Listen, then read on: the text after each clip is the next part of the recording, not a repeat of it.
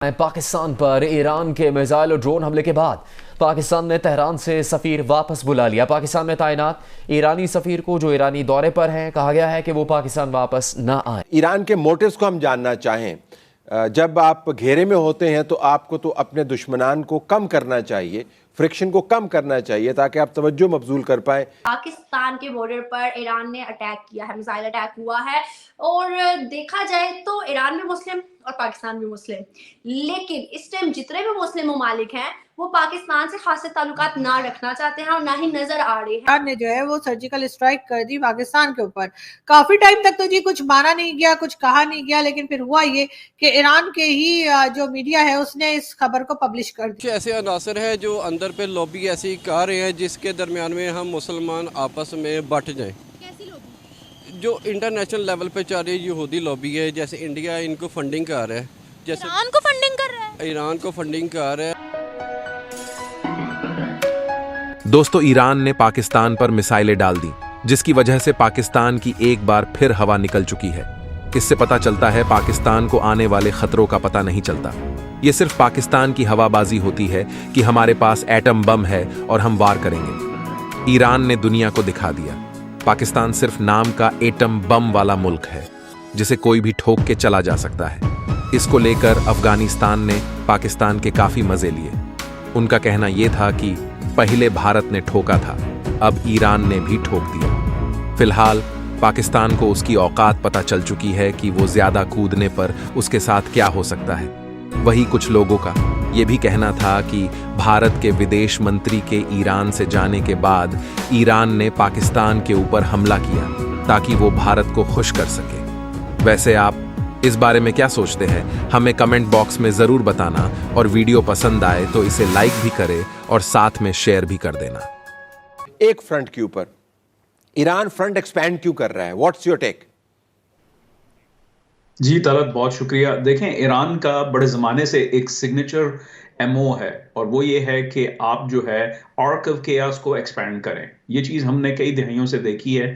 अब ये है कि पहली दफ़ा उन्होंने एक बैनुल-अक़वामी जो उनका एक टसल चल रही है अमेरिका के साथ और जिसका एपिसेंटर जो है वो मशरक़ वुस्ता, उसमें पाकिस्तान को बेसिकली शामिल कर लिया है। ये जो बयान आया है उनके वज़ीर ख़ारजा का, ये तो मतलब कहानी तो होनी चाहिए ना, पब्लिक कंजम्पशन के लिए कोई कहानी तो होनी चाहिए कि भाई क्यों किया गया। और फिर अगर आप जो है इसराइल का हवाला देते हैं तो आप पाकिस्तान के अंदर जो है वो एक जो सेंटिमेंट है उसको एक्सप्लॉइट करने की कोशिश कर रहे हैं। ये तो पब्लिक कंजम्पशन के लिए हो गया। एक्चुअल मोटिव क्या है? एक्चुअल मोटिव ये है कि Pakistan is a pawn on the Iranian US chess board, ठीक है। और ईरान ने ये हमला जो है किया है इस वजह से कि अमेरिका को सिग्नल जाए कि अगर आप हमारे ऊपर जो है डायरेक्टली जो है हमला करने का सोच रहे हैं, जो कि अब खुलकर बात हो रही है डीसी के अंदर, तो जो है ये देखें कि हम जो है उसका नतीजा क्या हो सकता है। So basically it's signalling to the US. Pakistan बेचारा जो है इसमें खामखा घसीटा गया, इसका कोई ताल्लुक नहीं था। माजत उनको करनी चाहिए। ऐसा नहीं है कि भाई को दूसरे भाई के ऊपर अटैक नहीं करना चाहिए था।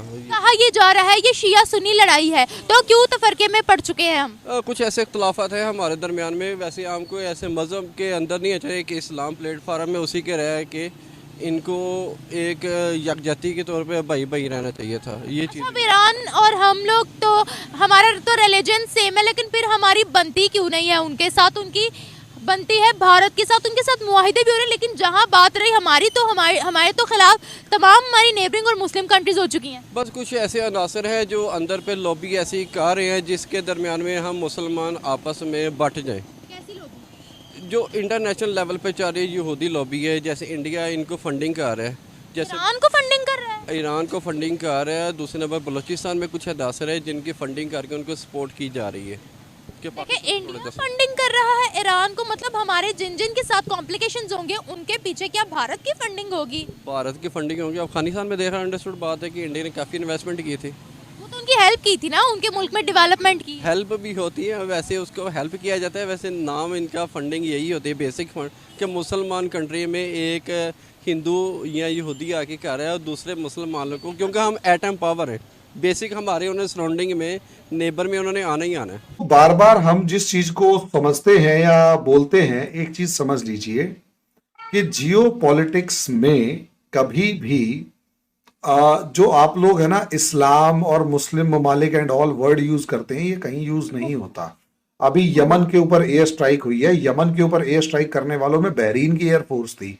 अब बताओ, अब बहरीन की एयरफोर्स यमन के ऊपर अटैक कर रही है, दोनों मुस्लिम ममालिक हैं। इसका मतलब क्या, जियो पॉलिटिक्स में कोई मुस्लिम ममालिक नहीं होते। और अगर इतना ही मुस्लिम मुस्लिम होता तो आपके यहाँ जो क्या नाम है शिया जो हैं वो अपना ऑर्गेनाइजेशन बना के सुन्नियों को मार रहे हैं, और सुन्नी जो हैं वो ऑर्गेनाइजेशन बना के शिया को मार रहे हैं, और दोनों मिलके अहमदिया को मार रहे हैं, और तीनों मिलके हिंदू को मार रहे हैं, और तीनों के बाद चारों मिलके सिखों को मार रहे हैं, और क्रिश्चियंस बेचारे खत्म हो चुके हैं। तो धर्म का जियोपॉलिटिक्स या पॉलिटिक्स से कोई लेना देना नहीं होता, ये सिर्फ और सिर्फ एक वेपन है, पहली बात। दूसरी बात, अनंत जी देखिए, एक सीधी सी बात यह है कि आप जिसको कह रहे हैं कि ये इंडिया के डॉक्टर, हाँ सिर्फ कोइंसिडेंट है, और एक्चुअली लोग जियोपॉलिटिक्स नहीं समझ पा रहे हैं तो इस वजह से है। लोगों को लग रहा है कि देखिए एस जयशंकर साहब जो हैं वो ईरान गए, ईरान से जैसे उनकी फ्लाइट टेक ऑफ करी और पाकिस्तान के ऊपर मिसाइलें पड़ गई, और जी 15-20 मिसाइलें मार दी, 7 ड्रोन फेंक दिए, और उसके बाद तूफान मच गया। उसके बाद दोनों ने अपने अपने ट्रेड बंद कर दिया और एम्बेसडर वापस बुला लिए, लड़ाई झगड़ा हो गया। ओ मैडम जी, आप लोग ईरान के साथ नेवल एक्सरसाइज भी कर रहे हो, ठीक है? ऐसा क्या, या तो एस जयशंकर जी इतने तगड़े वाले जादूगर हैं कि वो गए और ईरान जो है वो भड़क गया, एक साथ वो नेवल एक्सरसाइज भी कर रहा है। दावोस के अंदर आपके प्रधानमंत्री और वो जो क्या नाम है फाइनेंस मिनिस्टर ऑफ ईरान दोनों मिल बैठ के बातचीत भी कर रहे हैं, डिस्कस भी कर रहे हैं कि भाई आ जाओ बात के कुछ ना कुछ इंप्रूवमेंट करते, और यहां मिसाइलें मार दी। पाकिस्तान के फॉरेन ऑफिस की तरफ से स्टेटमेंट आ गया और उन्होंने इस बात को एक्सेप्ट कर लिया। साथ यही बताया कि जी 2 बच्चे जो हैं उनकी जानें गई हैं और 3 लोग जख्मी हुए हैं। ये तो खैर उसी तरह की बात लग रही है जैसे इंडिया ने सर्जिकल स्ट्राइक की थी तो इन्होंने कहा कि जी एक दरख्त गिर गया, 2 कौवे मर गए। तो जी अजीब बात है, वैसे इंडिया वाले मुझे इतने भी ऐसे नहीं लगते कि उनको अगर सर्जिकल स्ट्राइक की होगी तो उन्होंने कुछ देख दाख कर ही किया होगा ना, या बस वैसे ही 2 कौवे मार के चले गए। लेकिन खैर हम बात इंडिया की नहीं, हम बात कर रहे थे ईरान की। तो अब ईरान के बारे में भी इन्होंने यही कहा, यानी ईरान भी एक बड़ी कंट्री है और ईरान ने ना देखा ना बाला, ना देखा कि क्या हुआ क्या नहीं हुआ, और ईरान ने जो है आकर यहाँ पे सर्जिकल स्ट्राइक की, जिसमें जिसको टारगेट किया गया था, यानी जिस टेरर ग्रुप को टारगेट किया गया था उसमें से तो कोई गया नहीं, और उसके बजाय 2 बच्चों की जानें गई। ऐसा कहना है पाकिस्तान की एजेंसीज का, पाकिस्तान की गवर्नमेंट का, पाकिस्तान के फॉरेन ऑफिस का। इसका हरगिज ये मतलब नहीं कि मैं उनकी बात का भरोसा कर रही हूँ। मैं आपको बता रही हूँ कि मुझे नहीं लगता कि ईरान वाले इतने अजीब मतलब होंगे कि वो आएंगे और उसके बाद इस तरह से बगैर देखे जो है वो अपना ड्रोन लेकर, मिसाइल्स लेकर वो अटैक करेंगे, और उसके बाद यहाँ पे जो टेरर आउटफिट या कह लीजिए टेरर ऑर्गेनाइजेशन जो है जिसको वो हिट करने आए थे, उनके बजाय वो 2 मासूम बच्चों को मार के चले जाएंगे, ऐसा नहीं है। लेकिन बहरहाल पाकिस्तान में ये बात छुपाई जा रही है, पाकिस्तान के मीडिया को कहा जा रहा है